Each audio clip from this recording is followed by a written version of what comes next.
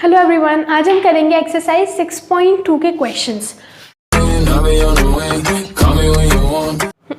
तो अब हम करते हैं क्वेश्चन नंबर 2। क्वेश्चन नंबर 2 में हमें ये फिगर गिवन है ऑलरेडी ड्रॉ बुक में, और हमें फाइंड करनी है एक्स की वैल्यू, मतलब ये वाला एंगल है ना, हमें ये इस एंगल की वैल्यू फाइंड करनी है। हमें गिवन है A B parallel to C D, मतलब ये वाली लाइन इस वाली लाइन के पैरेलल है और सी डी पैरेलल है ई एफ के, मतलब ये तीनों लाइन आपस में पैरेलल है। ओके, अब क्योंकि हमें ये पता है कि ये तीनों लाइन एक दूसरे में पैरेलल हैं, तो हमें और भी बहुत सारी चीज़ें पता चल गई थ्योरम के थ्रू।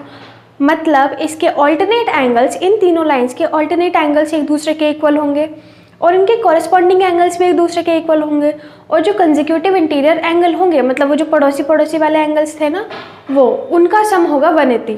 ठीक, अब देखो हमें इसमें एक और चीज़ गिवन है कि वाई जेड का रेशियो है 3:7।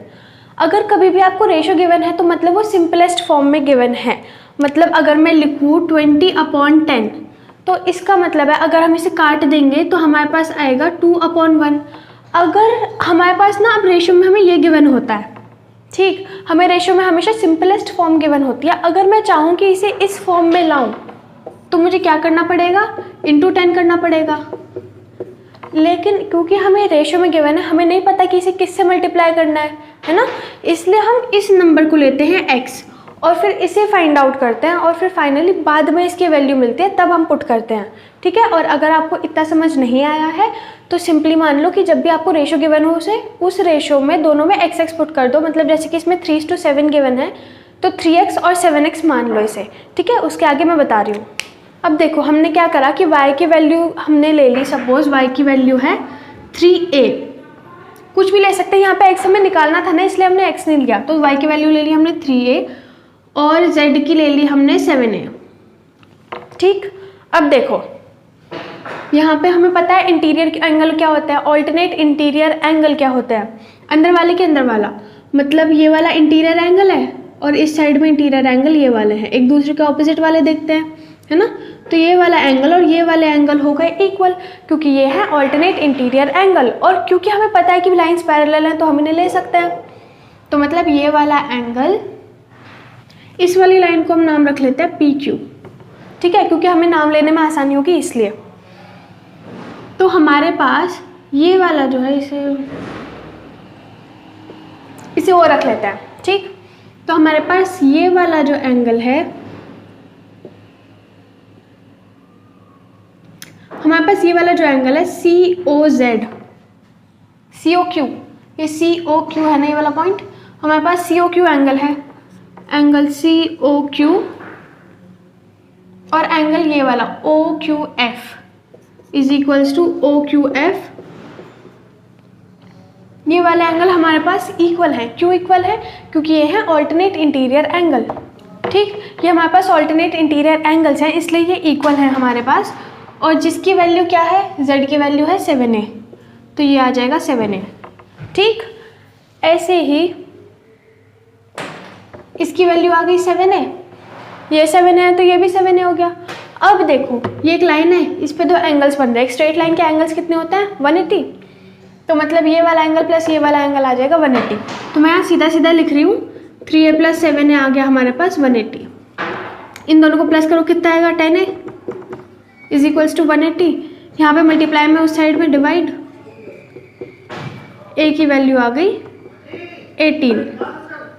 अब देखो हमारे पास a की वैल्यू 18 तो आ गई, अब हमें उन्हें इन वैल्यूज़ में रखना पड़ेगा ताकि हम उनकी एक्चुअल वैल्यूज समझ पाएँ, उनकी एक्चुअल वैल्यू फाइंड आउट कर पाएँ।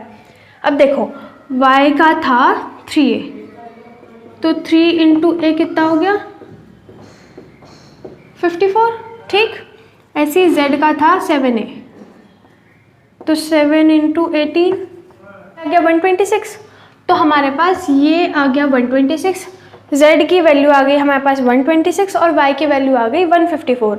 पर हमें ये नहीं निकालनी थी, हमें जिसकी वैल्यू निकालनी थी, हमें निकालनी थी x की वैल्यू, लेकिन हम ये क्यों निकाल रहे हैं, देखो x की वैल्यू हम एक ही चीज़ से निकाल सकते थे। कैसे? देखो x और y जो है ना, ये हैं consecutive angles, consecutive interior angles. मतलब इनका सम 180 होगा। लेकिन जब तक हमें y की वैल्यू नहीं पता चलेगी हम x की वैल्यू नहीं निकाल सकते, इसलिए हमने ये सब करा और y की वैल्यू निकाली। क्योंकि y की वैल्यू निकालने के लिए हमारे पास रेशो गिवन था 3:7, इसलिए हमने पहले yz की वैल्यू निकाले। चाहे तो आप z को मल्टीप्लाई ना भी करो तो भी चलेगा, लेकिन y की वैल्यू निकालनी ज़रूरी थी। अब हमारे पास y की वैल्यू आ चुकी है 54, y की वैल्यू आ गई और x की वैल्यू हम निकाल सकते हैं। मतलब x प्लस वाई आ गया हमारे पास 180। क्यों? क्योंकि कंसेक्यूटिव इंटीरियर एंगल है, कंसेक्यूटिव इंटीरियर एंगल्स, ठीक है। क्योंकि कंसेक्यूटिव इंटीरियर एंगल है इसलिए इनका सम 180 है। अब x की तो हमें वैल्यू पता नहीं है, लेकिन हमें y की वैल्यू पता है 54 डिग्री। 54 degree is equals to 180 degree, ठीक है। अब इसे माइनस कर लेंगे और हमारे पास आंसर आ जाएगा। ये आ गया हमारे पास 126। x की वैल्यू हमारे पास 126 आ चुकी है। अब एक चीज़ देखेंगे, z की वैल्यू भी 126 है और x की वैल्यू भी 126 है। क्यों है? क्योंकि ये ऑल्टरनेट एंगल्स हैं। देखो z इसके साथ भी ऑल्टरनेट एंगल्स है और इसके साथ भी, ये इंटीरियर है और यहाँ पे भी इंटीरियर है। क्योंकि तीन लाइन एक दूसरे के पैरेलल हैं, इसीलिए z इसके साथ भी ऑल्टरनेट एंगल है और इसके साथ भी ये ऑल्टरनेट एंगल्स का रिलेशनशिप में है, ठीक है।